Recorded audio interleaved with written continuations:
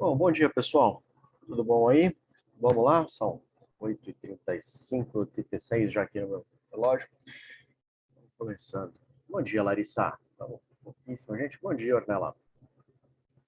Gente, a professora Sandra pediu para eu assumir essa disciplina com vocês para relembrar alguns conceitos aqui de marketing de serviços.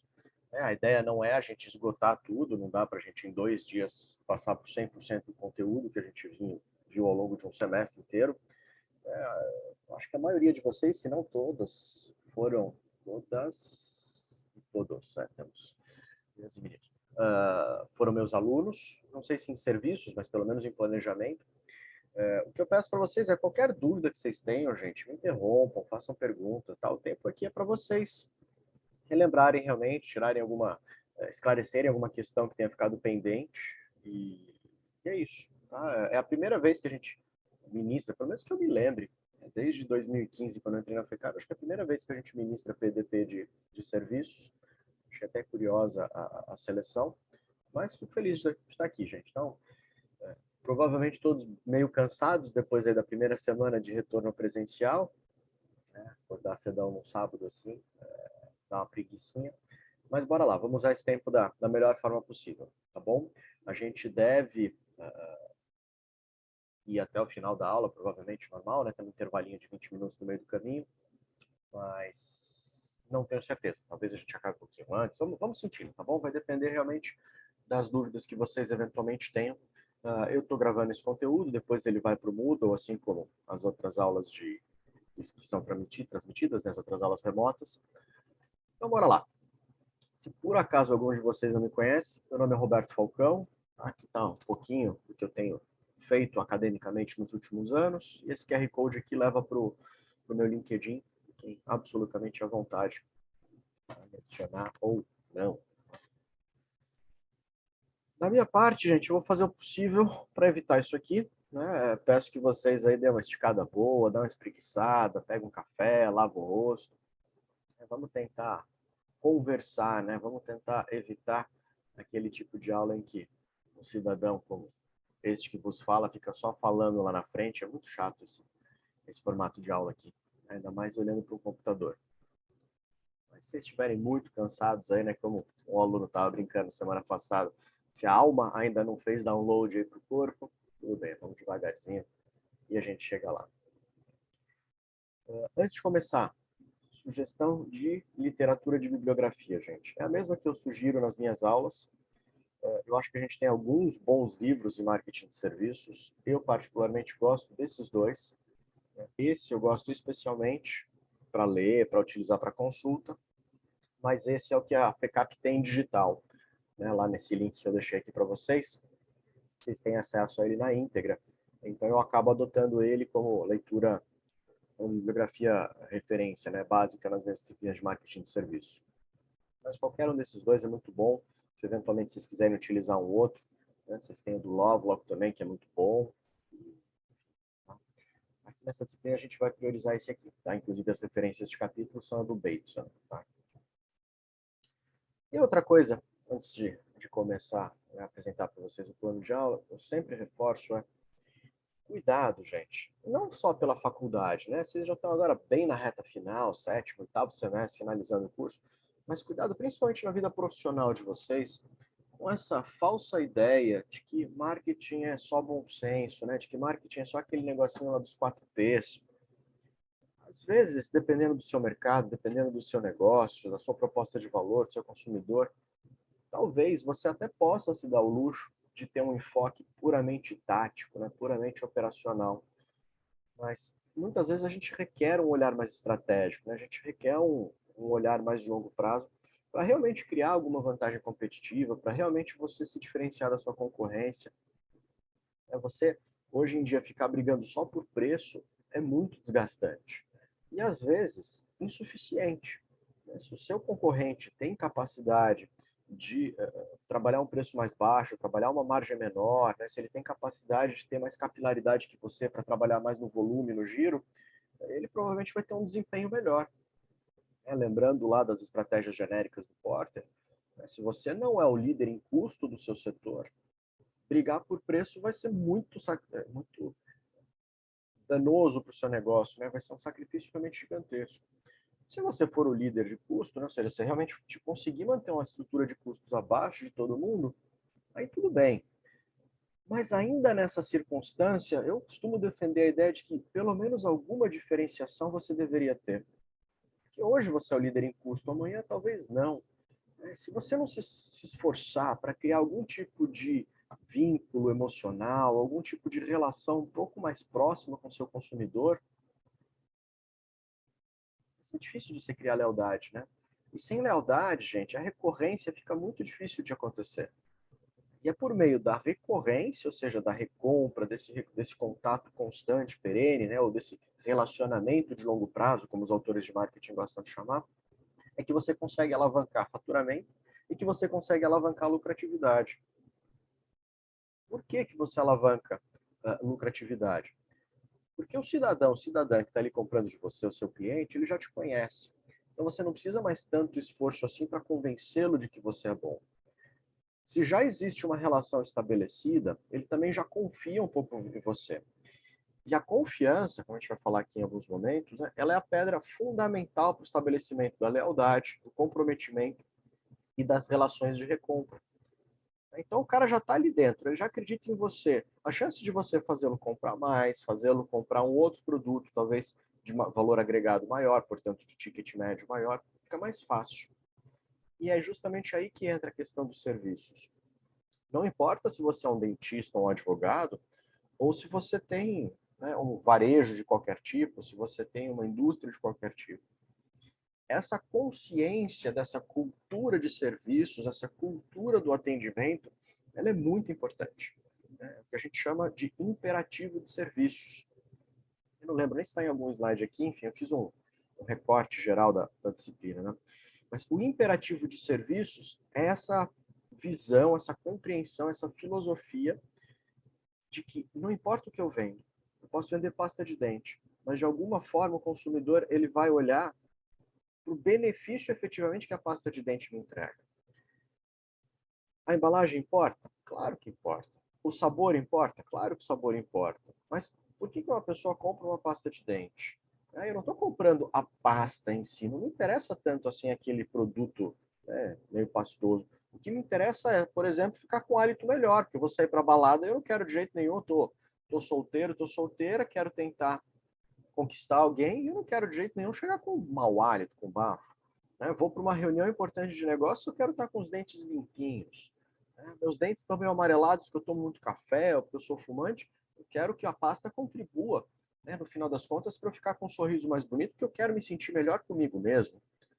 Então, é essa questão dos serviços que a gente precisa pensar, tanto do que o produto em si entrega, quanto do ambiente, né, da ambientação de serviços, com a ambientação do varejo, que torna o marketing de serviços cada vez mais relevante, né, cada vez mais participante na gestão do dia a dia. Tá? Então, é sobre isso que a gente vai discutir um pouquinho aqui nesses próximos 4 dias, nesse tempo, 4 dias, essas próximas 4 aulas, né, em 2 dias, nesse tempo bastante curto que a gente tem. Tá? Então, fiquem absolutamente à vontade para fazer pergunta, para me interromper. Estou com o chat aberto aqui, só escrever, levantar a mão, abrir o microfone. Tá? O que a gente vai abordar nessas aulas, pessoal? Eu separei esses temas aqui. Não se assustem, é capítulo pra caramba, porque os temas, na verdade, eles estão dispersos nos capítulos. Tá? Então, vocês não precisam necessariamente ir com absoluta profundidade em cada um deles. Eu já conversei com o professor que vai organizar a prova de vocês. Vocês têm 2 provas. Vocês têm a prova oficial de PDP, que não sou eu que organizo. Eu já conversei com esse professor, dando uma ideia do que a gente vai discutir. Imagino que ele não vai ficar procurando pelo em ovo, né? Não faz sentido isso, é realmente uma questão de aplicação desses conceitos. E a segunda prova que vocês têm é uma prova nova, né, que a professora Sandra resolveu propor, não sei nem se foi ela, mas ela que falou comigo, que é o próprio professor, no caso eu, que propõe 5 questões. Tá? Já são questões mais jeitão de ENAD, né? Aquelas que têm um texto e depois uma reflexão sobre o texto, ou aquelas afirmações para você verificar qual que está certo e qual está errado, ou aquele tipo de questão que são 2 afirmações com um porquê no meio, que é asserção razão. Aí você tem que dizer se a primeira está certa, a segunda está certa, ambas estão certas, estão erradas, se a primeira justifica a segunda e assim por diante. Então vocês vão ter essa segunda provinha aí, que é um bônus, pelo que eu entendi, mas aí não sei ao certo, imagino que vocês já estejam sabendo. Então, hoje, vamos passar brevemente pelos conteúdos todos, feita essa introdução, agora vamos começar a falar um pouquinho sobre a importância dos serviços e a centralidade do usuário. Na sequência, a gente entra em intangibilidade, não sei se um pouquinho antes do intervalo, um pouquinho depois do intervalo, e a gente fecha isso, se tudo der certo hoje. E aí, na semana que vem, dia 26, a gente fala um pouco de inseparabilidade e perecibilidade. Fechamos o quarto elemento do serviço, a quarta característica do serviço, que é a heterogeneidade, e a gente dá uma pincelada em qualidade e satisfação. Tá bom, galera? Então, são vários temas, né? Vamos dar uma passada geralzona, fazer um encapsulado aqui da disciplina de marketing de serviço. E para a gente começar, pessoal, eu gosto, eu não lembro se eu passei isso em aula para vocês, mas eu gosto muito de um trechinho de um vídeo de treinamento antigo, bem antigo, mais velho que vocês, provavelmente, de um cara chamado Professor Marins. Esse professor, ele fez muito sucesso ao longo dos anos 90, começo dos anos 2000. Ele é um antropólogo que criou uma empresa de consultoria e de treinamento de pessoas, e ele desenvolveu vários treinamentos de gestão de equipes, motivação, liderança. E um dos treinamentos que ele tinha desenvolvido na época era um treinamento de atendimento. E eu peguei um trechinho desse vídeo para vocês verem. Presta sua atenção, né? E eu deixo aqui também um link para quem tiver interesse depois em aprofundar um pouquinho mais o conhecimento. Vamos ver o que o Marins fala. Só me avisem, por favor, quem tiver acordado daí, me diz se está saindo o som do vídeo assim que ele começar.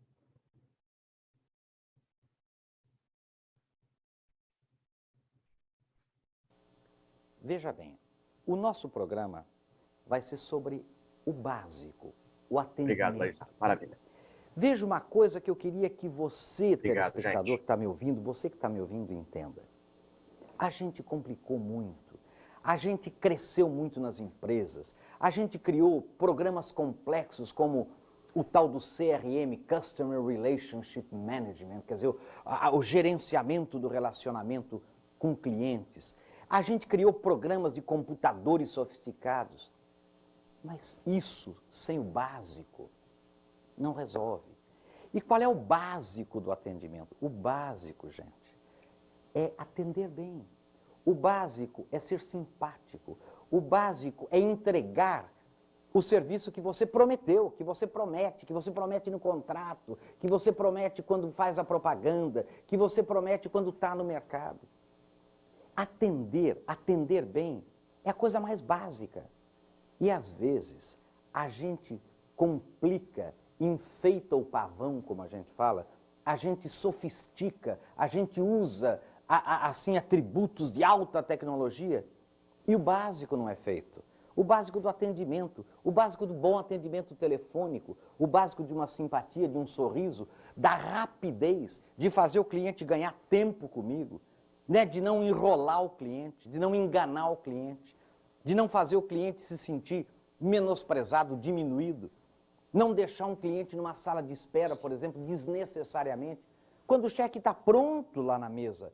É só pegar esse cheque e entregar para aquele coitado, aquela pessoa que está ali esperando horas para receber aquele cheque, está pronto. E você, de propósito, ou sem a sensibilidade necessária, deixa a pessoa ali esperando horas, esperando... Por quê? Esses atendimentos, quando a gente vai, por exemplo, num edifício, o atendimento ali no escritório, o atendimento da pessoa que está ali, olhe nos olhos, coisas simples, que nós vamos ver, né, neste programa. Então, o que eu queria chamar é mais ou menos o que hoje em inglês a gente chama do back to basics, quer dizer, de volta ao básico. As coisas que realmente importam, as coisas que realmente funcionam, independentemente da necessidade e da oportunidade que você realmente tem como empresário, que nós hoje, graças a Deus, temos, que é usar todo o aparato tecnológico, computadores e etc., para melhorar, para conhecer, para ter informação sobre o cliente, sobre o mercado. Para que tudo isso? Para poder atender bem o cliente. Então, vejam, pessoal, esse vídeo tem mais de 20 anos. E a gente continua vendo boa parte das organizações no Brasil, né, em alguns outros países também, lidando mal com seus clientes, né, desrespeitando seus clientes. Deixa eu sair dessa tela aqui. Esse preto aqui fica incomodando. Né? E por que elas fazem isso? Às vezes é por uma certa arrogância, de que eu já atingi aqui uma marca de sucesso, então eu posso esnobar o cliente sim, porque ele vai voltar.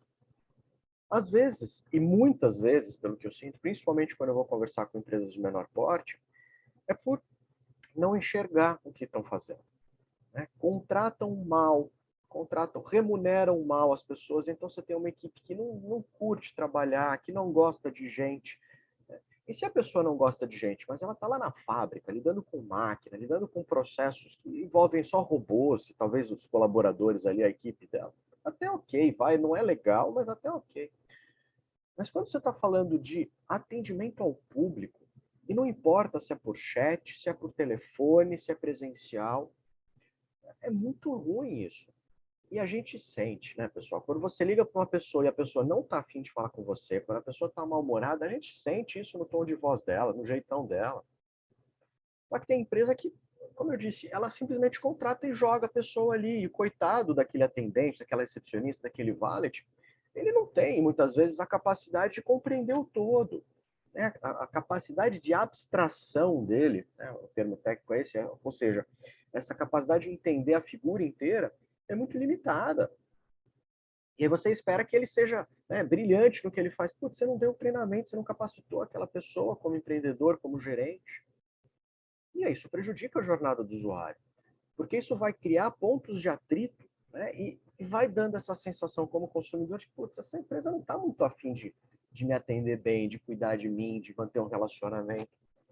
Do mesmo jeito, quando a gente se relaciona com outro ser humano, né, você está fazendo uma amizade ali, e você que faz as coisas, seu amigo nunca pode te ajudar, ele nunca está disponível para nada, se você não liga, ele não te liga, se você não manda mensagem, ele não fala contigo, sabe? Chega um ponto que você fala, cara, para que eu estou nutrindo? Essa relação está meio tóxica, né? Essa relação está meio desgastante demais.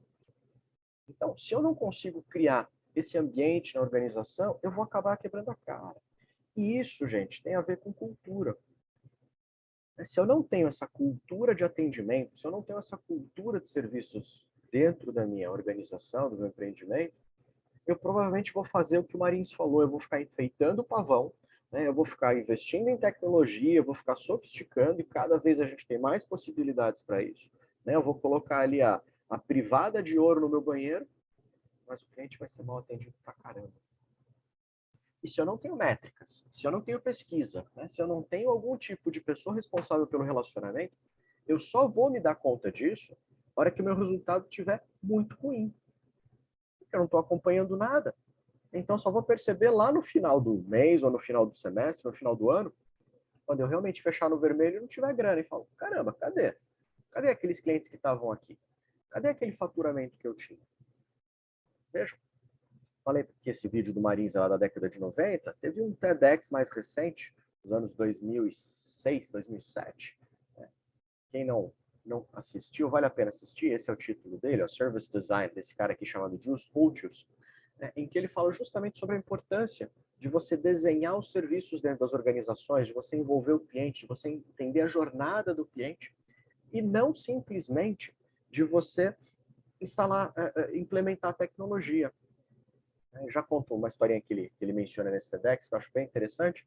E veja, a estatística de uma pesquisa que ele menciona lá, a maior parte das organizações fica super orgulhosa de achar que ela está entregando melhores serviços do mundo, né? Que ela é a bambambam. Bam, bam.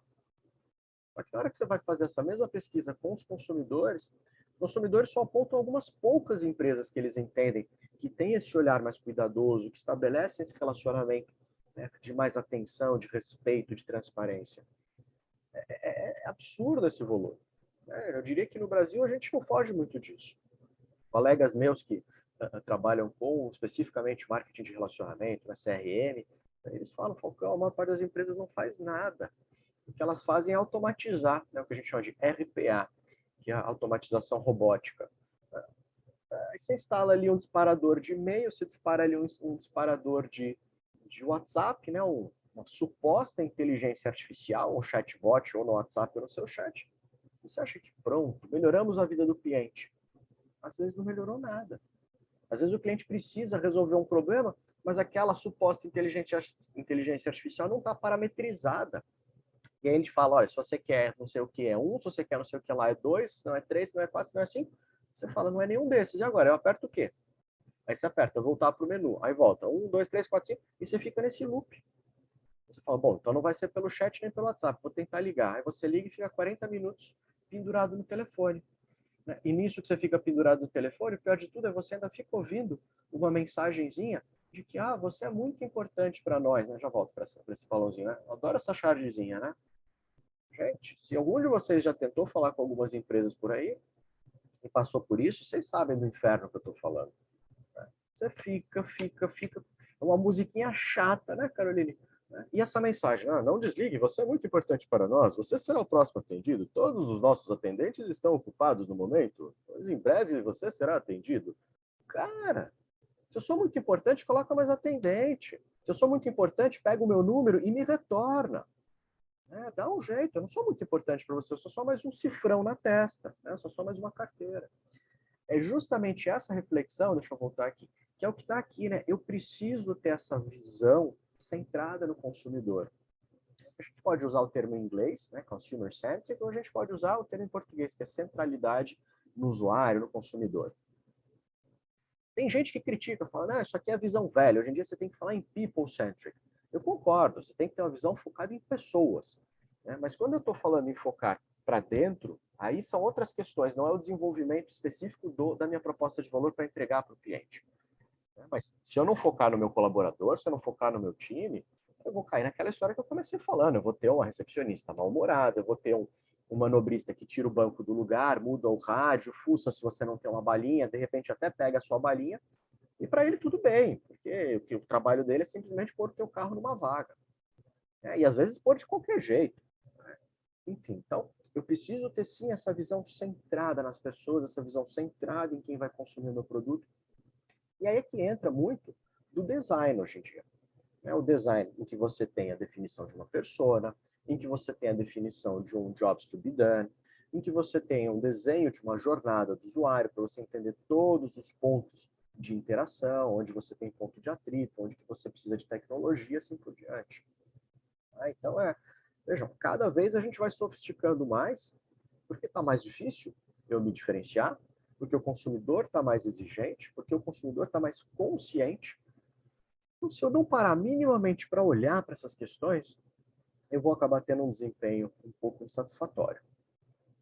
E só para mencionar aqui o exemplo que eu comentei, né, o Juice, quando ele deu esse TEDx, ele comenta de quando lá na Holanda eles estavam implementando uma espécie de bilhete único que a gente tem aqui no Brasil, em São Paulo.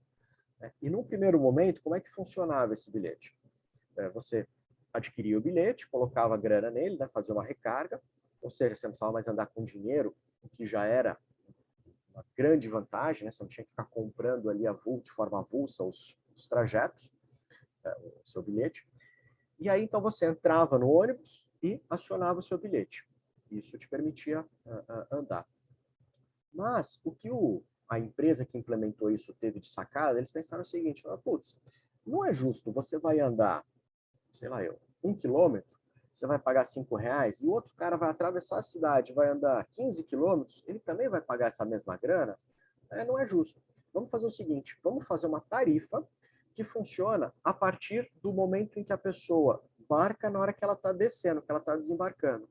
Então, você tem que marcar na hora que você subiu e você tem que, de novo, marcar na hora que você desceu. Problema? Na hora que você desce, muitas vezes você esquece de marcar.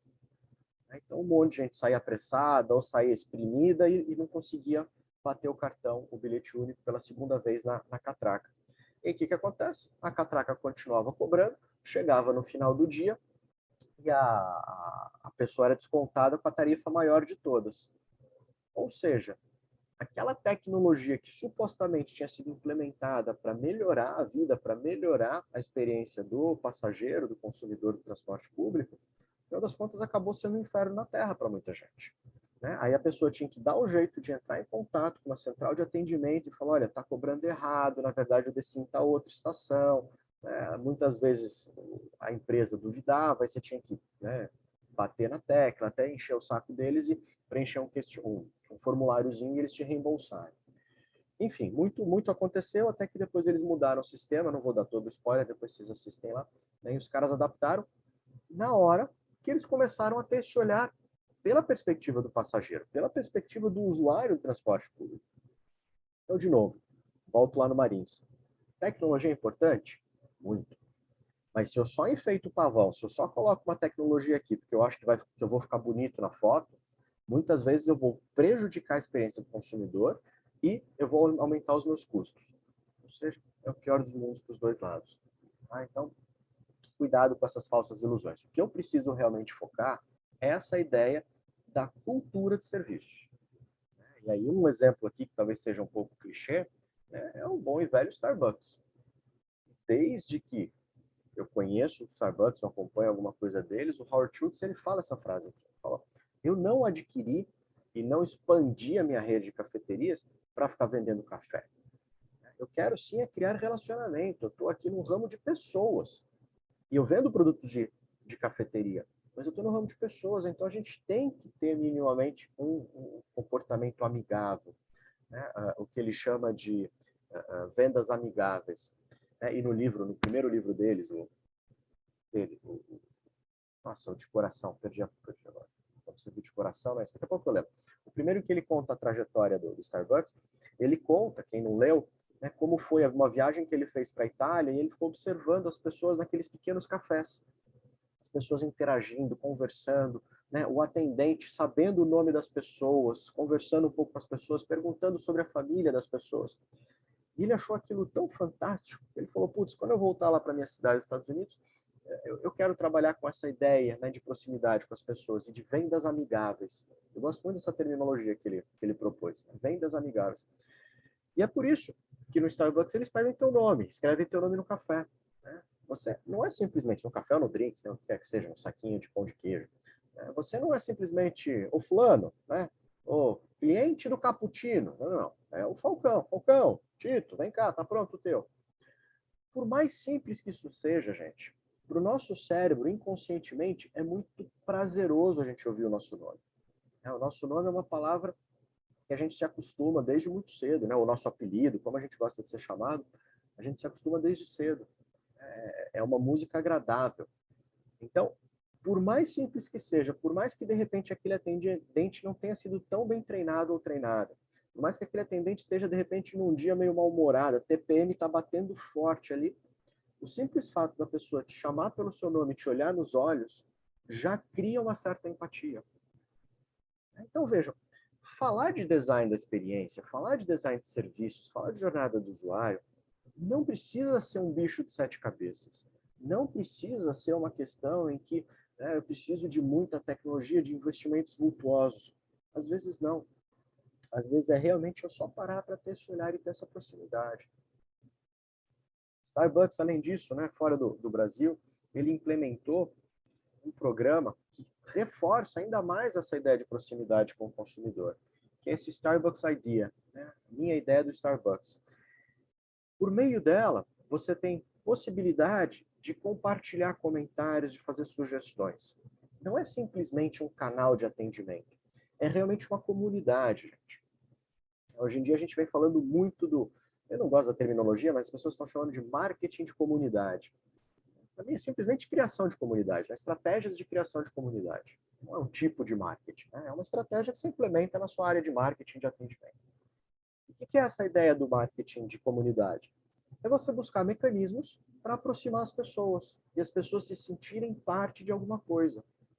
Então você tem a comunidade do Starbucks, você tem a comunidade da Sephora, você tem a comunidade do Nubank, você tem a comunidade da Harley Davidson, você tem a comunidade da Peloton, enfim, você pode ir criando essas comunidades. E por meio disso, você reforça o vínculo emocional, você cria envolvimento, você cria engajamento, ou seja, você aumenta a lealdade, você aumenta a chance de recompra, você tem possibilidade de co-criar.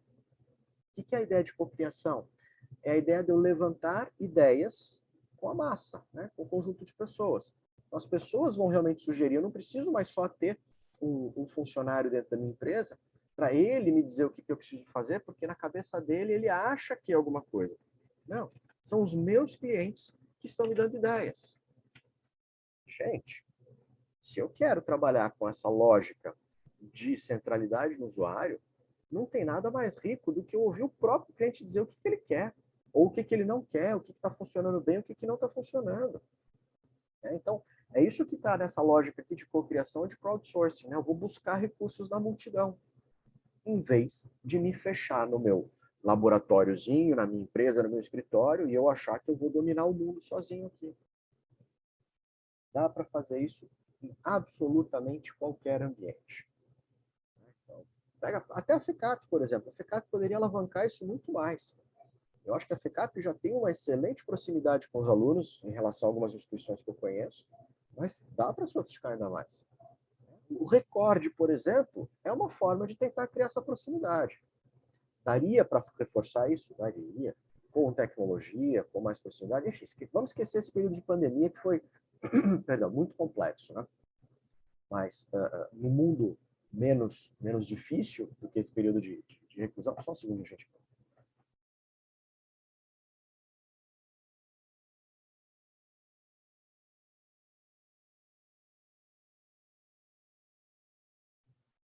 Desculpe. Mas, enfim, nesse mundo um pouco menos difícil, daria para pensar cada vez em criar mais, né, proximidade, realmente criar com mais potência ainda essa comunidade avarista, que, de novo, eu já acho que a FECAP cria muito bem, né, essa identidade, esse carinho que a maior parte de nós sente pela instituição. Isso, portanto, gente, é o que se chama cultura. E a cultura, ela é necessária, como eu falei. Quem aqui gosta de gestão de pessoas, quem é da área, provavelmente já ouviu essa frase do saudoso Peter Drucker, né? Que a cultura come a estratégia no café da manhã, ela come os processos no café da manhã. Então não adianta eu contratar um consultor, eu pegar alguém de fora para me ajudar a começar a desenhar uma nova jornada do usuário. Né? Eu acho que eu falei isso com vocês na aula, né? Nos semestres que a gente teve aula. A ideia de você trabalhar o design de serviços, definição de persona, jornada do usuário, não tem que ser o seu primeiro passo. Muito ao contrário, se for o seu primeiro passo, você provavelmente vai desperdiçar recurso. O primeiro passo é instituir, é criar essa cultura na cabeça de todo mundo. Não é só do funcionário, não é só do chefe, é de todos. Todos fazem parte desse mesmo barco. Né? E aí, por meio, então, desses elementos todos que compõem a cultura, né? Os artefatos, as evidências todas que a gente tem, os pressupostos, né? Os valores que a gente compartilha, aí talvez a gente comece a ver um movimento do time inteiro, todos os colaboradores caminhando numa mesma direção.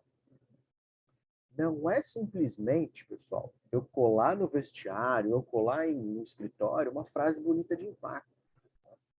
O cliente é o nosso maior ativo. Desculpa, grande porcaria você colar uma frase dessa, se ao longo do dia as pessoas não atendem o telefone quando o telefone toca, se você não tem saco de ouvir com atenção o que o seu cliente está precisando, né? Se você tem que cumprir uma métrica de que todo atendimento telefônico tem que durar no máximo 2 minutos. Gente, isso é uma cultura que não leva ao encantamento. Né? E o encantamento é uma palavra central aqui, é uma palavra-chave.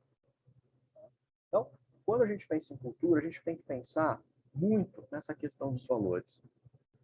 Eu trouxe alguns exemplos para vocês. Ignorem isso aqui, por favor. Então, eu peguei de uma instituição qualquer aí, ó, nossos valores. Então, a ética, foco no cliente, inovação, eficiência, etc, etc. De uma outra aqui. Qualidade, inovação, eficiência, perenidade no negócio, alavancagem, conduta ética. Né? Vejam, ética de modo geral aparece hoje em dia. Né? Importante isso. Só que a ética muitas vezes está no papel, aí você vai ver a condução dos negócios no dia a dia, você não tem isso com a mesma intensidade. Né? Um outro aqui, né? Dinamismo, fortaleza, liderança, ética profissional de novo, orientação ao cliente, inovação. Legal. Mas eu pergunto para vocês, qual desses valores é o mais relevante para cada uma dessas instituições? Se eu precisar tomar uma decisão, eu vou priorizar o foco no cliente ou eu vou priorizar a eficiência? Vejam, muitas vezes são valores antagônicos. Eu, para dar atenção no cliente, eu vou ter que gastar mais tempo. Né?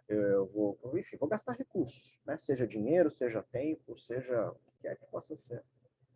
vai contra a eficiência. E aí, o que eu priorizo? Não sei. Ninguém me treinou. Sei lá, conduta ética versus gestão de riscos. Talvez em algum momento eu precise fragilizar um pouquinho a ética, mas eu preciso aproveitar uma oportunidade, vai? E aí?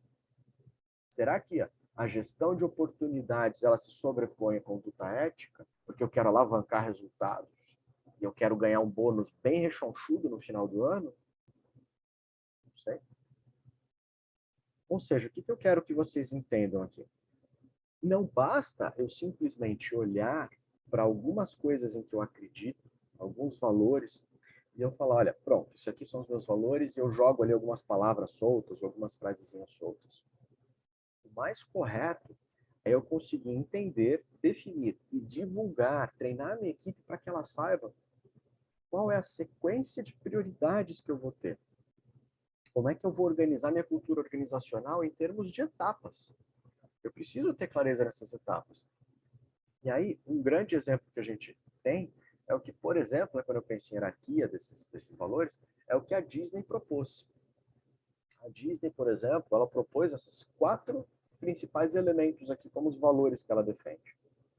E ela não simplesmente jogou essas palavras, ela criou essa piramidezinha e essa sequência de baixo para cima, em que o valor mais elementar de todos é a segurança. Gente, esquece magia, esquece encantamento. Se algum visitante dos parques ou de alguma estrutura da Disney estiver numa situação de perigo. E veja, a gente pensa muitas vezes, né? Ah, perigo é a montanha-russa cair, a montanha-russa se soltar. Não só. Os caras pensam em tudo. Eles criaram, inclusive, um badge, né? Um botãozinho chamado Wild About Safety, ou seja, maluco por segurança. No sentido de que a segurança pode, inclusive, estar relacionada a você se hidratar em dias de muito sol. Porque os parques na Disney são enormes, né? A maior parte dos parques é sol rachando o coco, né? Se você for no verão. E se você não se hidratar, você provavelmente vai passar mal. Então, a partir dessa lógica, eu já volto para esse slide, eles criaram vários materiaizinhos, falando aqui, ó, por exemplo, não se esqueça de se hidratar. Né? Ou não se esqueça de passar protetor solar, cuidado com o sol. Então, não é só uma segurança desse tipo aqui, ó, cuidado para você não ser atropelado, né, para você não se machucar, mas é cuidado com toda a sua integridade. E eles fizeram justamente com o Timão e com o Pumba para divertir a criança e tentar fazer a criança se conscientizar. Porque se você pega esse ser humaninho e faz ele entender que aquilo é perigoso, que aquilo não pode ter certeza absoluta. O ser humaninho vai pegar esse valor e vai encher o saco da família para a família respeitar. Ele vai começar a ser o policial, né, o fiscal da família. Vai ver se o pai, se a mãe, se a tia, se a avó estão respeitando aquelas regras. Ah, então, voltando aqui, né, o que a Disney então propõe é, em primeiro lugar, eu preciso cuidar da segurança para que a pessoa se divirta de uma forma saudável. Porque se ela se divertir de uma forma saudável, a experiência dela vai ser ainda melhor. E provavelmente depois ela vai querer voltar. Estamos com tudo em ordem e segurança? Aí eu vou me preocupar com a educação, com a cortesia. Começo um primeiro estágio ali, o fundamento do encantamento. Tá tudo certo nessa questão de cortesia? Aí eu vou para a magia. Né? Aí vem realmente a ideia do Mickey, das princesas, aquele ambiente mágico todo. Por último, se o cliente está realmente encantado, aí eu vou olhar para a questão da eficiência. Você fala para mim, pô, Falcão, mas isso não vai jogar rentabilidade lá embaixo? Isso não vai prejudicar os resultados da Disney? Pode, se você não tiver controles. Aí é que entra a questão de você ter uma equipe devidamente empoderada, treinada, e de você ter métricas, indicadores, para você acompanhar os resultados. Faz sentido o que a gente está fazendo? Ou isso só está gerando custo? Os clientes estão saindo mais satisfeitos, as pessoas estão consumindo mais, as pessoas estão retornando para os parques, as pessoas estão permanecendo mais tempo nos parques. À medida que você vai medindo, você vai sentindo. E aí é literalmente como num laboratório, né? Ou sei lá, quem gosta de cozinhar aí, não sei se alguém vai preparar depois aí o almoço, mas você vai ali, coloca um pouquinho mais de sal e experimenta. Será que o molho chegou no ponto? Não, tá faltando um pinguinho de pimenta. Põe um pouquinho de pimenta, põe um pouquinho de outra coisa. Aí você vai temperando para maximizar os seus resultados. Quando a gente fala em eficiência, gente, eficiência não é só financeira. Eu tenho eficiência financeira, eu tenho eficiência operacional, eu tenho eficiência mercadológica. Então, qual que é o resultado global final que eu estou alcançando? Está positivo? Ótimo. Não está positivo? Vamos ajustar. E aí, quanto mais proximidade eu tiver com o cliente, volta lá na ideia da centralidade do usuário, mais chance eu tenho do próprio cliente, do próprio visitante virar para mim e falar, Falcão, olha, acho que o problema está aqui, ó. É nesse detalhezinho, esse banco que está mal colocado. Se arrastar ele um pouquinho mais para cá, ele fica embaixo da sombra. Aí a pessoa que sentar aqui vai conseguir descansar um pouco mais. O problema está aqui nessa lixeira, que está muito longe de onde você está vendendo o produto, e aí a pessoa come, né, ali se limpa com guardanapo e não tem nenhuma lixeira perto. Aí ele acaba, se ele for mais mal educado, jogando no chão. Então vamos colocar a lixeirinha mais perto. Então, cria essa proximidade, gente. A gente não tem que ter medo dos nossos clientes, muito ao contrário, né? A gente tem que buscar formas de fazer funcionar. Vou mostrar outro videozinho para vocês, né, para mais ou menos fechar essa primeira parte. A gente tem organizações, né, e aqui ó, uma brincadeira do Porta dos Fundos, como eu disse, ou investem em tecnologia ou focam em processos, né, vamos inovar em processo. Mas às vezes acontecem umas aberrações desse tipo. Bom dia. Bom dia. Eu queria o penne, por N, favor. molho, Eu queria molho de tomate. acompanhamento, Acompanhamento, eu queria milho. milho, o que mais? Presunto. Presunto, o que mais? Hã? Presunto. Presunto, isso, milho, presunto, o que mais? Presunto, milho, o que mais? Calma. Fala, o que mais você quer? Quer mais o quê? Calma. Quer o quê? Vambora, pô. Pimentão. Pimentão, isso, o que mais? Fala. Ah, meu Deus, eu O que odeio mais? pimentão. Fala, o que mais? Calma, O que eu você tô quer? pensando. Eu quero palmito. Quer palmito? Quer palmito? Fala, palmito, ó. O que mais você quer? Fala, quer mais o quê? Eu quero mais Quer mais palmito. palmito? Ah, você quer mais palmito? Olha aqui, mais palmito, ó. O que mais? Você quer o quê? Mais o quê? Fala. Fala Tomate, eu quero tomate. Quero tomate. Vambora, falta dois, vambora. Falta dois, fala pra vagabunda. Vambora, o que você quer? Eu quero ervilha. Quer ervilha? Quer mais o quê, porra? Vambora. Eu só queria almoçar. Ninguém mandou vir almoçar no inferno, porra, termina. Pede. Azeitona. Azeitona, próximo. Boa tarde.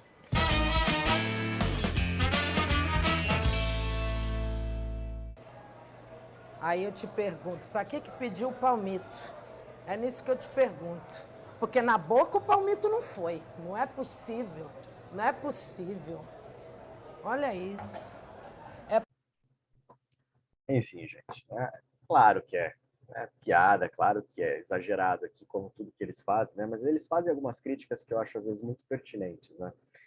E é isso, né? Você cria um processo ali que, teoricamente, é legal, porque você vai envolver o seu consumidor na escolha do prato, na escolha dos ingredientes. Você vai ver o preparo ali, né? Não está sendo feito numa cozinha escondida. Deveria ser super legal. Mas aí o cliente chega lá, muitas vezes, e está faltando. Outro dia eu fiz uma crítica numa das unidades do espoleto. Pô, eu cheguei e estava faltando 4 ingredientes, né? E os mais sofisticadinhos estavam faltando.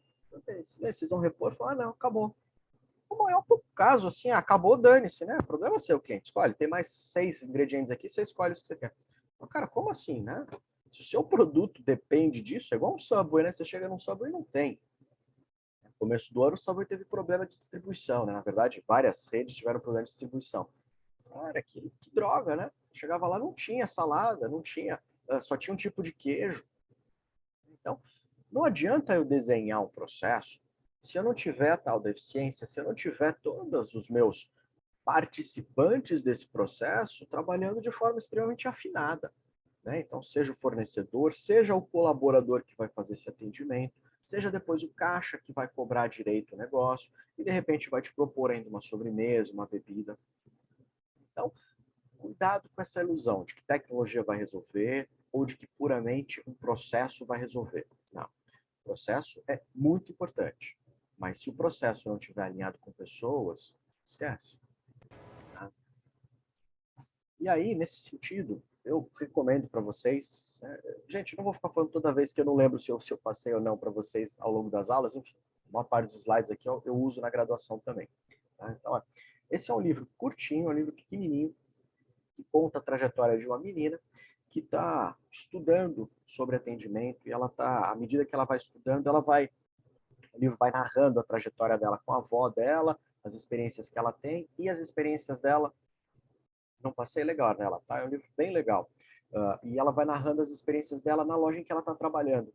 Em que ela vai tentando sugerir algumas mudanças, mas a loja é meio quadradona, né? O gerente é meio reticente para algumas coisas. E o Ken Blanchard, que é um autor bastante conhecido no universo de negócios, né? Ele, portanto, ele descreve o que seria, ele propõe um modelinho, ele sugere o que seria esse negócio chamado experiência inesquecível. Tá? Ele criou um modelo chamado iCare, que eu já conto para vocês. Mas só para finalizar esse slide aqui, né, eu transcrevi aqui da página 11 uma reflexão, uma provocação que ele faz, que eu acho que é exatamente o que a gente está falando aqui agora. Né? Veja, por que eu frequento um espaço de forma reiterada? Né? Por que eu volto para um lugar? Muitas vezes, não é pelo produto em si que está sendo vendido ali. Por exemplo, cheeseburger, tem um monte por aí e alguns são muito parecidos.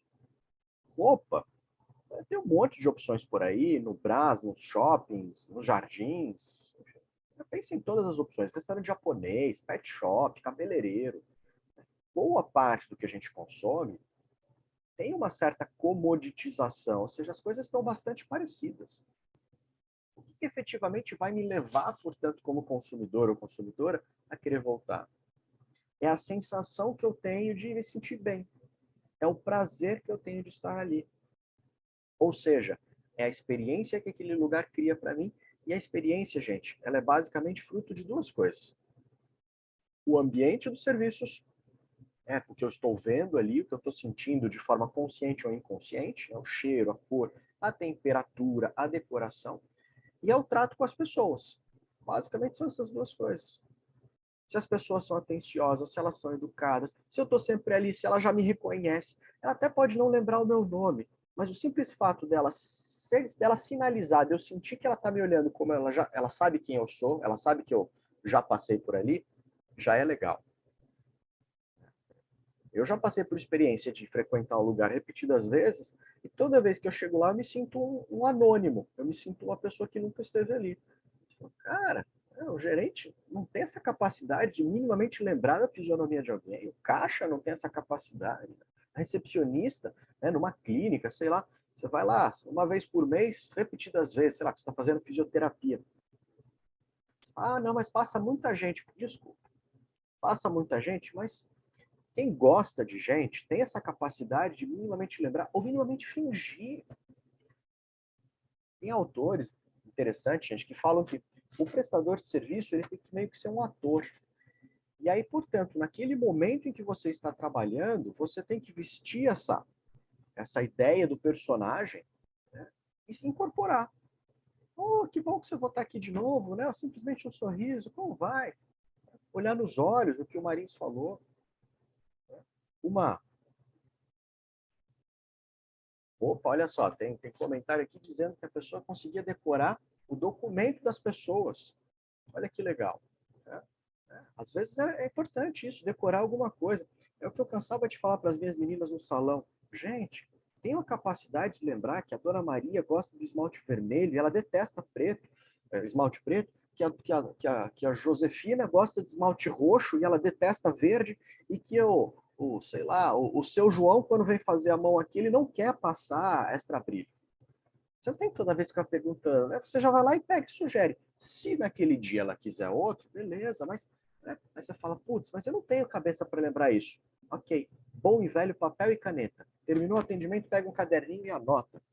E aí, antes de atender os seus clientes, pega esse caderninho, vê se você tem o nome da Dona Maria ali, vê, ó, Dona Maria adora pintar unha de vermelho. E você já chegou, Dona Maria, vamos passar o vermelho hoje de novo? Cara, talvez você não lembrasse se você não tivesse o caderninho, mas a Dona Maria vai se sentir único naquele momento. Única naquele momento. Né? Porque ela fala, caceta, essa menina tá lembrando de mim. Mesma coisa o cabeleireiro, saber o que utilizou, né, de tratamento, qual é a combinação de cores que utilizou para fazer aquelas mechas. Tem que ficar perguntando para o cliente. Você frequenta todo dia o mesmo restaurante na hora de almoço, que é pertinho do seu trabalho, e é um serviço, não é self-service, é um serviço com garçom. Pô, o garçom já sabe que você gosta de tomar um suco de laranja sem açúcar. Ele já não te oferece o mesmo suco de sempre, seu Falcão? É tão simpático isso. Né? Isso te dá vontade de voltar, porque você se sente abraçado. É o que se chama hospitalidade. Os serviços, gente, e o varejo é um serviço, eles são negócios de hospitalidade. As pessoas se enganam e acham que a hospitalidade é coisa de hotel, é coisa de pousada. Errado. Todo negócio, todo comércio é um negócio de hospitalidade. De você receber bem, de você tratar bem. Claro que dentro dos seus recursos. Né? Se você cobra R$ 500 por um corte de cabelo, dá para você ter um valet de graça. Dá para você ter um espaço pet. Dá para você oferecer um cappuccino. Dá para você oferecer um prosecco. Se você é uma lojinha de R$ 1,99, não dá para você oferecer essas coisas todas. Mas dá para você oferecer um atendimento extremamente cordial, atencioso, respeitoso. Então, eu bato nessa mesma tecla, gente, porque isso é um treinamento que a gente precisa ter com muita recorrência. É preciso repetir, repetir, repetir. E a gente tem que observar o que está funcionando e o que não está funcionando no dia a dia. Então, deixa aqui a provocação dessa caixinha azul, né?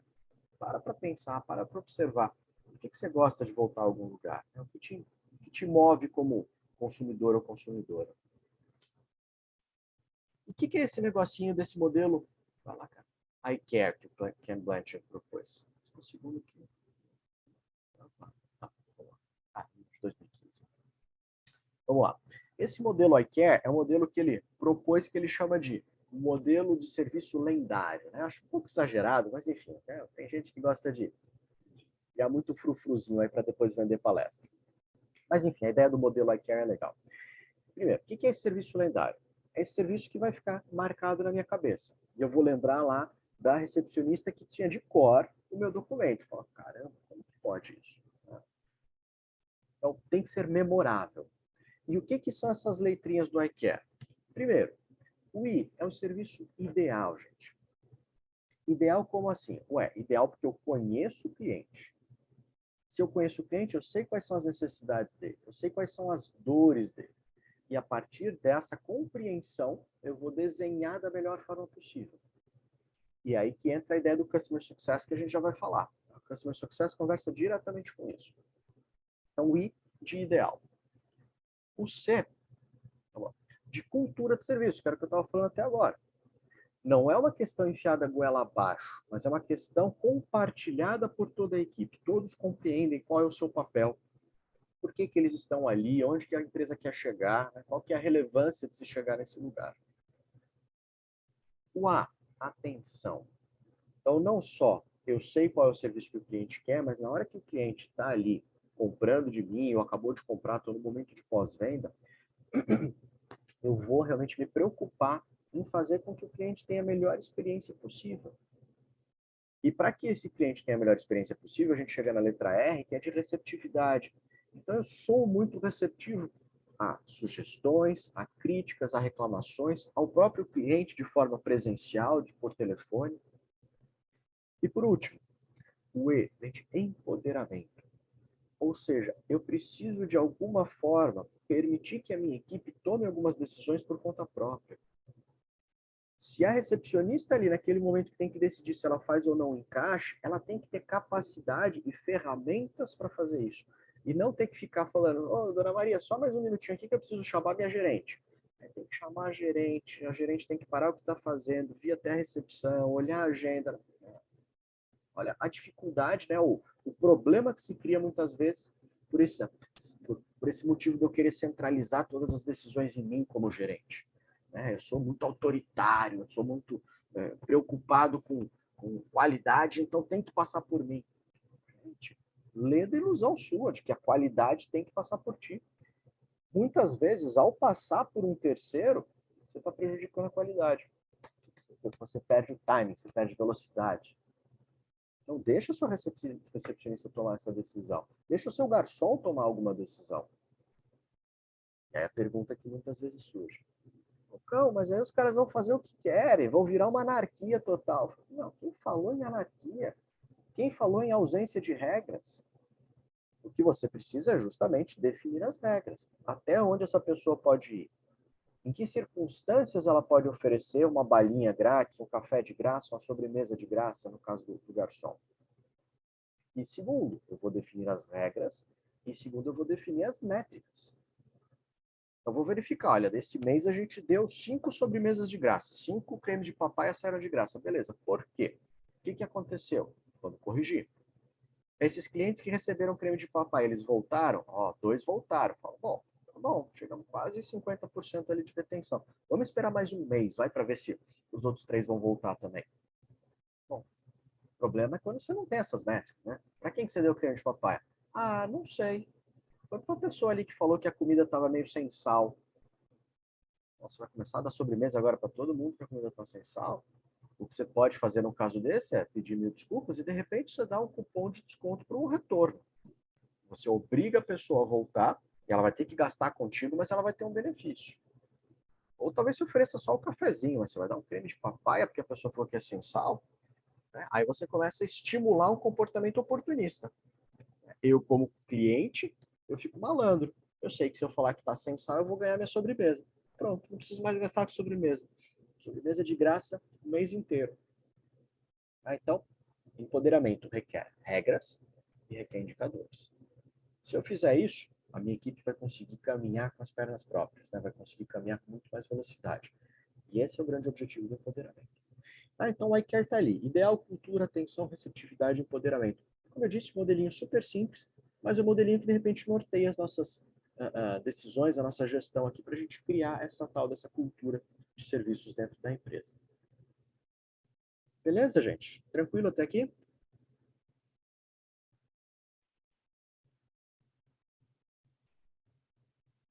Maravilha. Vamos lá, vamos em frente. Obrigado, Carolina. Vamos falar um pouco aqui de Customer Success, gente. O que é esse negócio chamado Customer Success? É uma terminologia que surgiu razoavelmente recentemente e se espalhou com bastante intensidade por aí. Customer Success, pessoal, nada mais é do que uma forma de você tentar melhorar a experiência do seu usuário. Bom, tentar melhorar a jornada desse usuário. E é aqui que muitas vezes as empresas se perdem. Por quê? Primeiro, a empresa, de modo geral, as empresas, de modo geral, elas ainda são muito focadas no seu desempenho específico e o seu desempenho específico por uma métrica financeira. Vejam, não tenho nada contra aspectos financeiros, muito pelo contrário, né? O lucro é absolutamente essencial para as organizações. Mas se o meu grande foco, se o meu grande norte for apenas o lucro, eu dificilmente vou conseguir estabelecer tudo que a gente falou até aqui. Da empatia, da cultura de serviços, de um atendimento mais cuidadoso, mais respeitoso, da cortesia, da magia, do encantamento. Eu vou ter muita dificuldade de implementar isso. Então, eu preciso ter, de alguma forma, compreensão de o que os meus clientes estão comprando de mim. É o tal do jobs to be done, é o conceito do professor Clayton Christensen. O que leva uma pessoa a vir até a minha loja comprar um tênis de mim? O que leva uma pessoa a vir até meu restaurante e comprar um prato de mim? Ah, é fome. Não, ok, é fome, mas a pessoa podia ter pedido um iFood, gente. A pessoa podia ter levado marmita para o trabalho. A pessoa podia ter parado no carrinho de cachorro-quente que tem aqui do lado e comido. Ela podia ter entrado no Estrinha que tem aqui pertinho e comprado um sanduíche natural. Então, não é simplesmente uma questão de fome. Então, eu preciso entender o que leva. É sair do escritório, ter um momento de paz. É a questão de velocidade, porque aqui eu tenho um buffet por quilo e eu estou a 1 quadra do escritório da pessoa. Então ela tem velocidade e ela junta. Velocidade com dar um momento de se desligar do escritório, porque ela não quer mais ficar ali. Ela não quer ouvir ninguém falando, ela quer se isolar da equipe, porque ela detesta a equipe. Enfim, os motivos, né? O job to be done é isso, é o que leva alguém a consumir. Qual é o trabalho que aquela pessoa quer resolver com o que ela está consumindo. Então, à medida que eu consigo entender isso, eu consigo gerenciar, eu consigo desenhar, eu consigo arquitetar toda uma estrutura organizacional para que o cliente atinja isso, para que o cliente tenha sucesso. Daí é que vem a nomenclatura Customer Success. O sucesso é do cliente e o sucesso é em função daquilo que o cliente precisa resolver. E muitas vezes não é uma solução puramente funcional. Não é uma questão utilitária, utilizando a terminologia econômica. Ah, o cara quer comer porque ele tem que saciar a fome dele. Isso também é verdade. Mas por que comigo? O cara vai comprar um sapato porque não faz sentido eles trabalhar descalço. Ok, mas por que na minha loja? Por que esse modelo? Por que essa marca? Então, essa compreensão, ela pressupõe proximidade com o cliente. Ela pressupõe pesquisa. E aí que vem a questão. Como é que você está fazendo pesquisa na sua empresa? Não estamos fazendo, Falcão, a gente está sem tempo de fazer pesquisa. Desculpa. Arruma alguém para fazer, arruma um estagiário para fazer isso. Falcão, eu não sei fazer pesquisa. Bom, isso pode ser verdade. Tá? É difícil fazer pesquisa. Mas começa conversando com o cliente. Você não precisa fazer uma pesquisa mega sofisticada. Você precisa entender de estatística multivariada para fazer isso. Entender de instrumentos de coleta, métodos de amostragem probabilístico. Esquece isso. Conversa com seus clientes. Se aproxima, bate um papo. Você consegue sofisticar um pouquinho mais? Faz um questionário, faz um levantamento, xizinhos, né, para você entender o que é mais relevante em termos de apresentação, em termos de sabores, em termos de o que quer que seja pensando no restaurante. Então, pedra fundamental. Quando a gente fala de Customer Success, gente, a gente não está falando de um mero departamento, de um mero pós-venda. E isso é o que eu ainda vejo bastante por aí. Tem várias organizações que implementam uma área chamada área de Customer Success, e essa área é um pós-venda. Né? Às vezes você até liga, é um pós-venda proativo. Você liga para o cliente e fala, tá tudo bem com você? Ok, legal eu ter isso. Mas não adianta eu ter isso se antes desse momento o meu jurídico travou tudo, o meu cara de atendimento foi grosso, o vendedor foi grosso, o cara da entrega atrasou a entrega, deixou cair a caixa chegou torta, né? O consumidor tinha comprado o produto embalado para presente, porque ele ia dar, embrulhado para presente, porque ele ia dar de presente de aniversário para o filho, e esqueceram de embrulhar. Não adianta eu só ter um pós-venda lá, um atendente que vai fazer uma ligação de 30 segundos seguindo um scriptzinho como se fosse um robô. Customer Success é uma filosofia, gente. Customer Success é algo que tem que permear toda a organização. Já te dou a palavra, Michele. Tem que permear toda a organização. E, portanto, eu tenho que pegar o cara de logística, o cara de marketing, o cara de atendimento, o cara do jurídico, o cara financeiro que vai liberar o crédito, vai aprovar o crédito e assim por diante. Todas essas pessoas juntas vão fazer aquilo funcionar. Se um desses elementos dessa cadeia toda de valor não funcionar, gente, eu não posso dizer que eu implementei Customer Success na minha organização. Tá bom? Diga, dona Michele. Não, é só para contribuir um depoimento, uma experiência que eu tive, que eu acho incrível até hoje. Eu comprei uma caneta da Montblanc, né, para dar de presente para um namorado, e não foi nada, não foi um atendimento na loja, foi tudo online. Eu até fiquei com medo de comprar online pelo valor, né? Mas eu falei, vou comprar. E aí, depois que eu fiz a compra, o pagamento, tudo confirmado, né? Aí veio uma pesquisa de satisfação perguntando se aquela caneta era para presente ou se era para uso próprio, o que era. E eu respondi.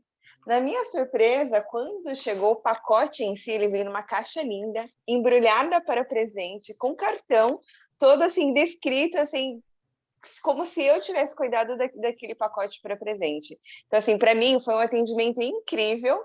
Eu não tive contato nenhum com o humano, mas foi assim, uma experiência que eu falo assim, olha, eu compraria 1000 presentes lá dentro, porque o cuidado que veio, o carinho que veio foi assim, fantástico. E eu comprei faz alguns meses e assim, até hoje eu lembro disso com assim, cara, não acredito que chegou nesse perfil de atendimento, nessa qualidade de atendimento. Olha que legal, né? Obrigado pelo depoimento, Michele. E é isso, veja, né? Você não precisa ter uma fortuna investida em tecnologia, você não precisa necessariamente ter o contato humano. Veja, quando eu falo que a gente precisa humanizar as organizações, eu não estou dizendo que a gente tem que tirar a tecnologia. Não, o que a Michele contou aqui para a gente é um atendimento totalmente humanizado, só que intermediado por tecnologia.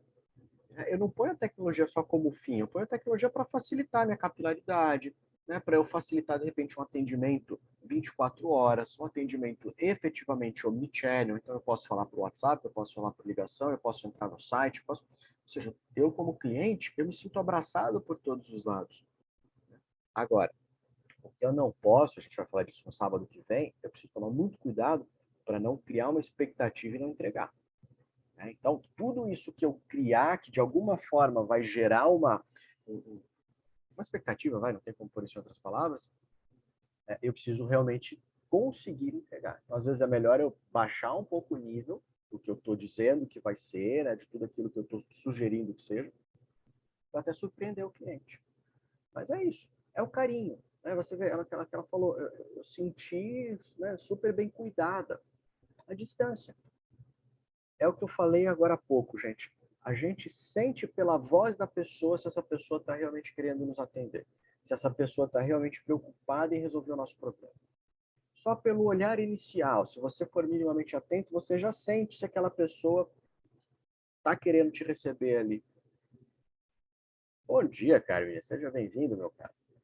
Então, são pequenos gestos que nos evidenciam se aquela pessoa está afim ou não está. E eu, pelo menos, que sou chato pra caramba com atendimento, né? Putz, já estraga para mim, né, aquele primeiro momento em que você sente que a pessoa dá aquela bufada.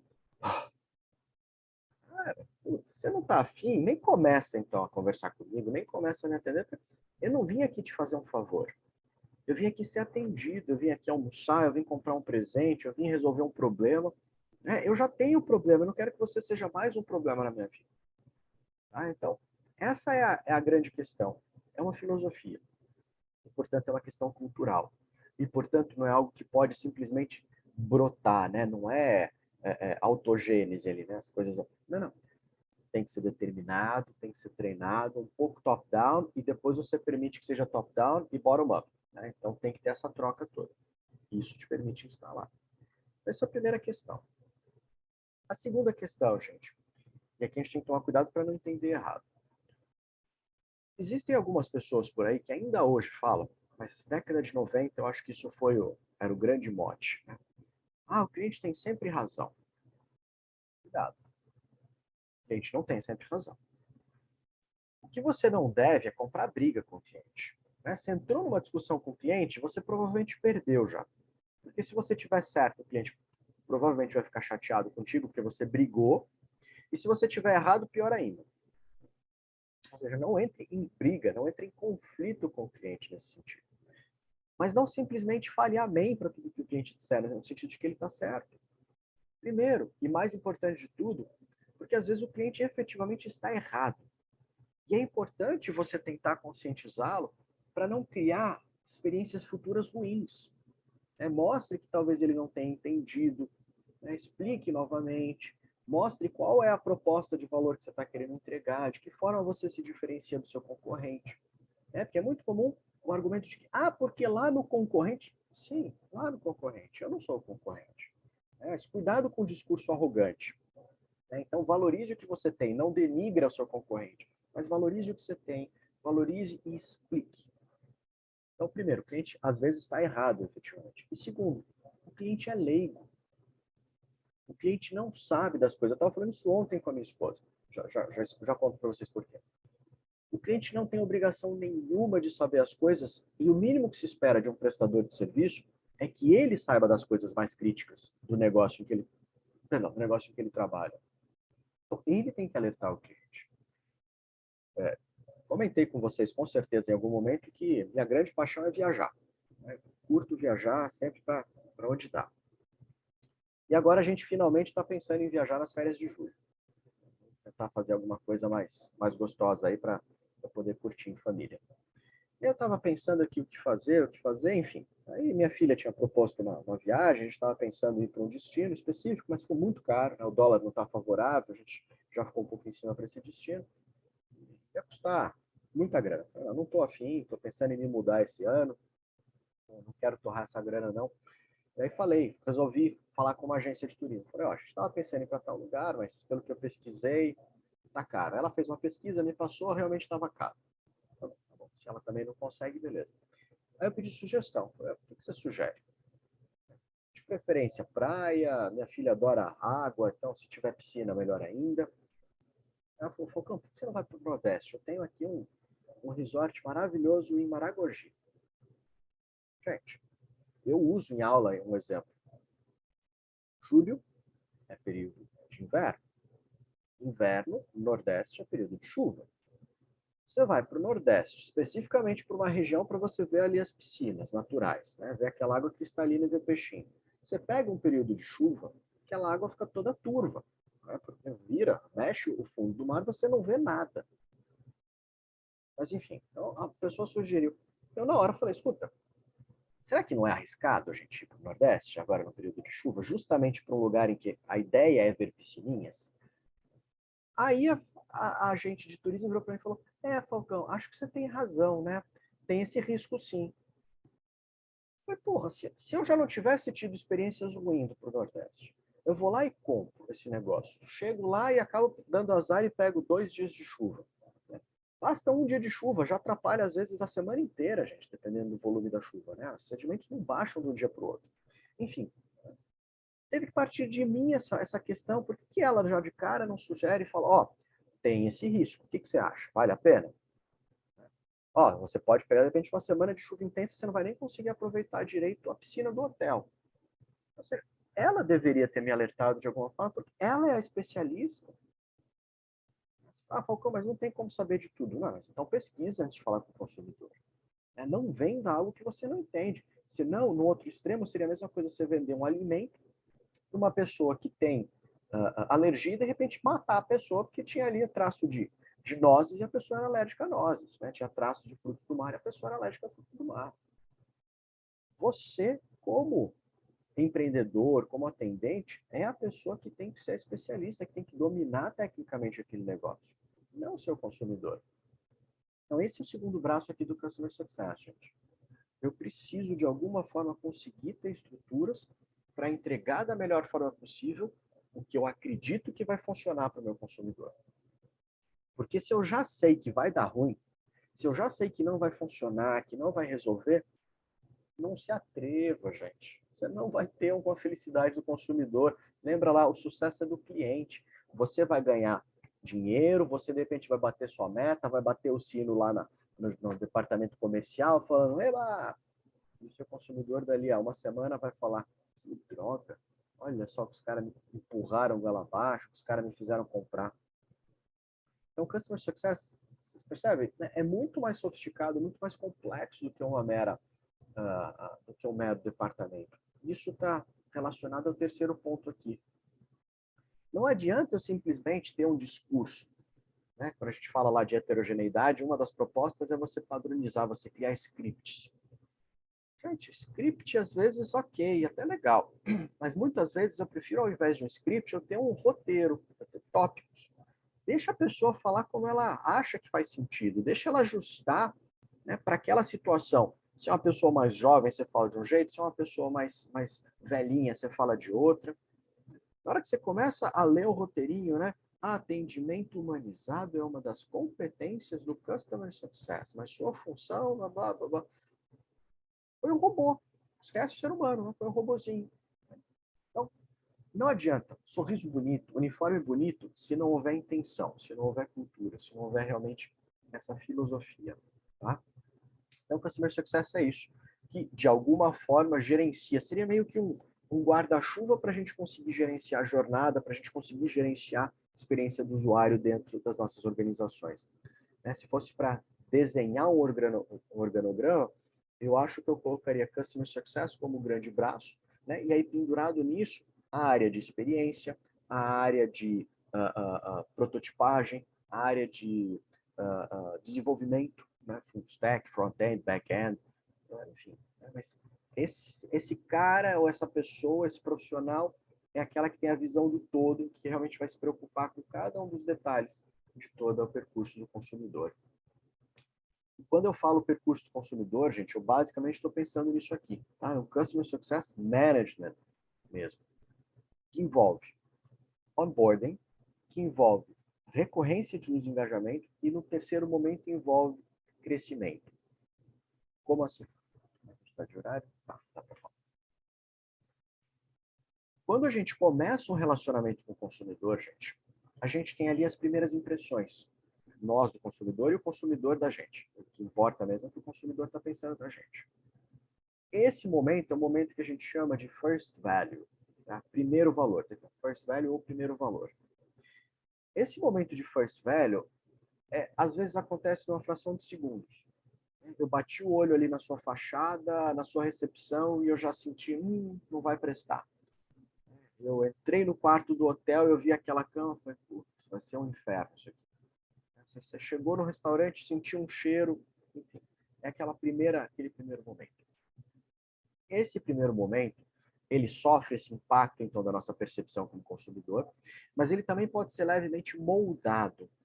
E essa moldagem, né, esse esforço que a gente faz é o que se chama onboarding, que é literalmente embarcar o consumidor, é colocar o consumidor ali a par de tudo que é relevante para ele.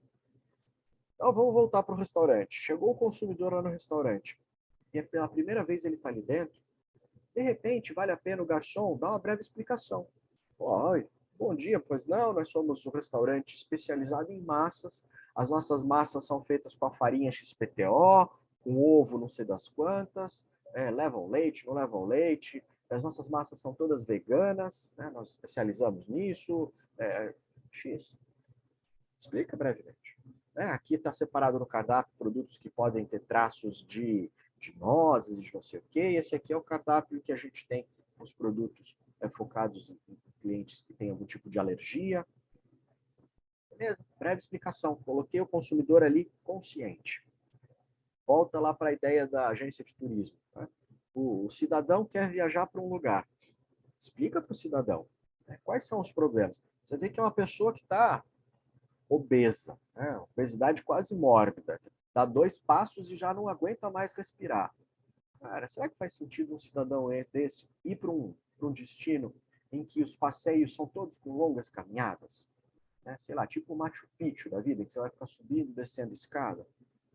Cara, com muita educação, comenta, fala, olha, esse aqui é um destino que requer um certo preparo físico, né? Porque você tem longas caminhadas, você tem um ar mais rarefeito, não sei o que lá. É uma paisagem linda, mas eventualmente pode ter algum fator dificultador. É uma pessoa que tem algum tipo de deficiência de mobilidade, sabe? Cuidado. Então coloca todo mundo na mesma página, explica todos os detalhes. Você vai comprar uma geladeira, faz o cara te explicar. Na verdade, o cara deveria te explicar. Né? Olha, essa geladeira funciona assim, assim, assado. Cuidado com esse elemento. Essa é uma geladeira para 220 volts, não é para 110. Essa é uma geladeira que vai puxar mais energia. Então, vejam que o plug dela é um plug de 20 amperes. Não é uma tomada que normalmente a gente tem na cozinha fácil. Então, talvez o senhor tenha que chamar um eletricista para trocar a tomada, talvez rever fiação. Né? Não adianta só trocar o plug. Você tem que trocar a fiação, porque senão você pode ter um problema sério ali, dar um curto. Isso se chama onboarding, gente. É explicar tudo o que envolve o consumidor. Problema aqui. A maioria dos vendedores está afim de fechar a venda logo. Eu quero empurrar a goela abaixo do consumidor e ser feliz, pôr minha comissão no bolso. Então, esse momento de onboarding, ele acaba sendo falho. Pensa no B2B. Você foi comprar um software, um ERP, um software para gerenciar o seu negócio. Né? E o cara não te explica todos os detalhes do software. Depois que ele implementou, quando você realmente vai chegar aqui na fase 2, você percebe que não atende o que a gente precisava. Imagina a dor de cabeça. Você ficou ali 2 meses implementando, instalando em todas as máquinas, dando um breve treinamento para a sua equipe toda, né, migrando o banco de dados. E aí, na hora que você começa a atender os clientes, você vê que faltou ali um módulo que você achou que tivesse. Você cliente. Né? Porque você é leigo, você imaginava que o seu fornecedor anterior tinha. Né? E para você é intuitivo, é natural que todo software tivesse aquele módulo. Mas esse fornecedor não lembrou de te dizer que esse módulo até existe, mas esse módulo é a parte. E ele custa mais o mesmo que você já gastou. Isso, às vezes, é até uma estratégia muito sacana. Né? Eu não te falo tudo para depois eu te cobrar mais. Consultoria adora fazer isso, gente. Não sei se alguém aqui trabalha com consultoria. Mas consultoria, basicamente, você já sabe todo o plano. Eu sei que esse cliente precisa desse plano inteirinho aqui. Só que eu vou vender só isso aqui. Porque na hora que a gente chegar aqui, aí eu vou dizer, olha, veja bem, isso aqui a gente pode desdobrar para mais isso. Aí você ganha mais alguns meses de contrato. Aí chega aqui e você fala aí, porque também tem esse risco. Então a gente precisaria olhar para isso. É uma estratégia extremamente sacana. Mas quem trabalha com grandes consultorias sabe que esse é o padrão. Nós, como consumidores, principalmente pessoa física, né, aí é que é jogo duro. Nossa grana é bem mais contadinha. Mas enfim, então onboarding é isso. O que é a recorrência de uso, gente? A recorrência de uso é um esforço que as organizações deveriam fazer para o consumidor consumir cada vez mais daquele produto que você já começou a comercializar para ele. Por quê? Porque quanto mais envolvido o seu consumidor estiver nessa situação aqui, mais existe chance dele se engajar, de criar lealdade, de querer voltar e chegar nesse próximo nível. Então, por exemplo, o cara foi lá no seu restaurante pela primeira vez. Quanto mais você conseguir fazê-lo experimentar o suco natural que você prepara, que é um suco, uma combinação específica, né? Um drink, uma sobremesa, um café especial, né? Quanto mais completa for a experiência daquela pessoa, mais ele vai conhecer e talvez gostar de você. Não é simplesmente empurrar produto goela abaixo, mas é ampliar. É diferente da lógica, por exemplo, de academia, em que você torce para o cara se matricular, pagar o plano anual e não aparecer nunca. O cara vai passar 12 meses te pagando e não vai consumir espaço da sua academia, do seu empreendimento. Isso, por um lado, é legal, mas, por outro lado, é uma droga. Porque chega em dezembro, não, mas chega no final do ano, novembro, talvez, é bem assim. Chega no final do ano, muitas vezes você não renova o plano. E aí a academia, então, perde um cliente. Você tem um churn, uma perda de clientes gigantesca. Você tem que ir em busca de um novo cliente. Nos outros modelos de negócio, né, tirando talvez a academia, né, mas um Netflix da vida, mesmo um plano de saúde da vida, o ideal é que você faça a pessoa querer permanecer naquilo. O plano de saúde não é um bom exemplo. O plano de saúde também cai em academia. É melhor que você não use. Né? Mas quanto mais você envolver, exatamente, Ornella, né? Exatamente, Ornella. Então, se eu mantenho essa pessoa ali dentro, porque ela está feliz, ela está consumindo, ela está enxergando o valor, né? Aqui eu tive o primeiro valor. Aqui eu tenho a recorrência do valor. Então, quanto mais recorrência eu tenho, mais chance eu tenho de manter esse cara ali dentro. E, gente, eu chego a um ponto de ter uma vaca leiteira. Né? Todo mês pinga um pouquinho ali. Esse é o grande desafio das empresas. Por quê? Porque à medida que eu tenho esse cara aqui utilizando intensamente, de repente, em algum momento, eu consigo fazê-lo dar um passo além. Então, você tem ali o plano, sei lá, da Netflix básico, de repente você começa a assinar um plano um pouquinho mais sofisticado. Né? Você tem um plano de telefonia X com dados Y, num dado momento você vai lá e contrata algo extra da Claro, da Vivo, sei lá, o seguro que ela ainda tem. Né? Cada vez você se torna mais dependente como cliente daquela organização. Desde que, obviamente, aquela organização tem um ecossistema de soluções. Né? Tem empresa que é muito mais simples. Mas esse estabelecimento dessa relação de confiança, ela vai te levar para uma lucratividade mais alta, como a gente já falou. Porque eu vou reduzir custo de captar novos clientes e eu vou reduzir custo de convencimento. Então, hoje, eu vendo A, amanhã eu vendo A mais B, e o B é mais sofisticado, amanhã eu vendo A mais B mais C mais sofisticado, e essa pessoa começa, inclusive, a falar bem de mim por aí, a me indicar. Essa pessoa se torna uma evangelizadora, uma promotora do meu negócio, da minha marca. Melhor dos mundos. Né? Eu consigo atingir aquilo que se chama upsell e cross-sell. Eu não só aumento o ticket médio dessa pessoa, mas eu começo a fazer ela comprar um portfólio mais diversificado, um carrinho de compras mais diversificado. Isso tudo por meio de uma ideia de Customer Success. Por isso que eu disse, eu acho que o Customer Success ele tem que ser um grande guarda-chuva. Porque eu tenho comercial, eu tenho marketing, eu tenho jornada, eu tenho UX, tudo ali embaixo. Difícil? Difícil. Dá para fazer? Dá.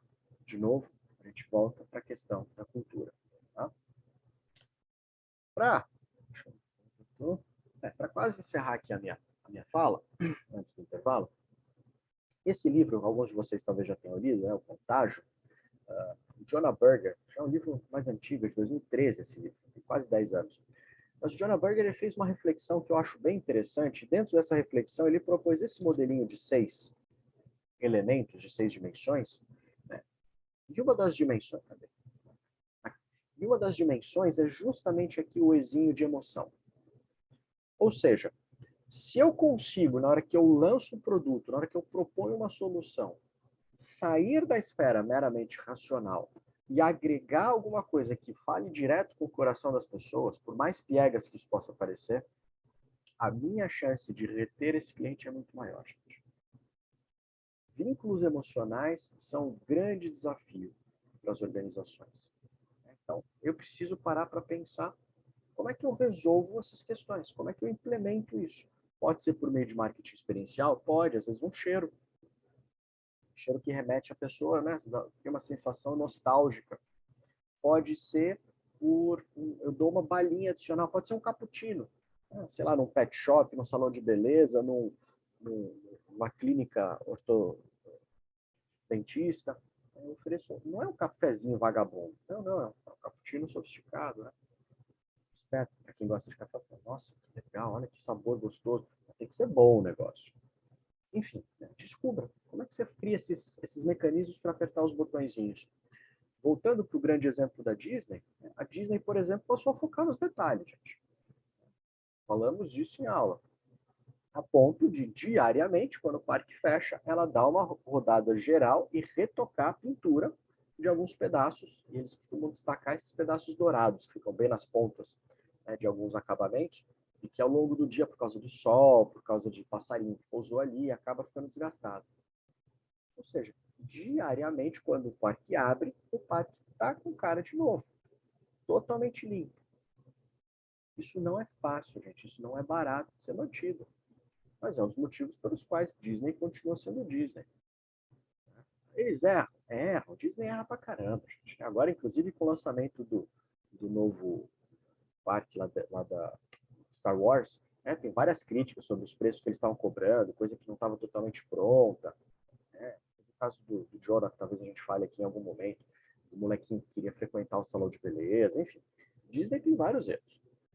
Mas mesmo dentro dos erros, eles têm muito mais acertos. Por quê? Porque eles estão preocupados em acertar, eles estão preocupados em entregar a melhor experiência possível. Para eu encerrar minha fala, a gente tomar um café, isso é o que se chama lógica dominante de serviço. Ou seja, eu quero ganhar dinheiro? Quero. Eu quero entregar o produto tecnicamente legal? Claro. Né? Quero resolver um problema funcional, um problema utilitário? Claro que eu quero. Mas eu quero ir além disso. Então, eu preciso sair de uma lógica que foca no produto, uma lógica só olhando ali para os atributos de produto, e eu começo a entender a figura de uma forma muito mais complexa, de uma forma muito mais sofisticada, que é o que se chama lógica dominante de serviço, que é o que se chama cultura de serviço, né, que é o que se chama uma implementação de uma cultura focada em customer success. É basicamente isso tudo que a gente falou até aqui. Fácil de entender, difícil de implementar, mais difícil ainda de gerenciar. Se a gente não criar esse desafio, esse esforço, a gente vai ser só mais um fornecedor aí no universo de concorrência. Dúvidas, senhoras e senhores?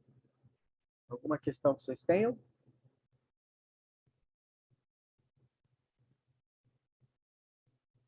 Maravilha. Vamos tomar um café então, comer alguma coisinha? 10h30 a gente volta. Eu vou encerrar essa sessão, tá? Para formalizar as duas aulas separadas, marcar aí a presença de todo mundo. 10h30 eu abro de novo a sala, gente. Até daqui a pouco. Tchau, tchau.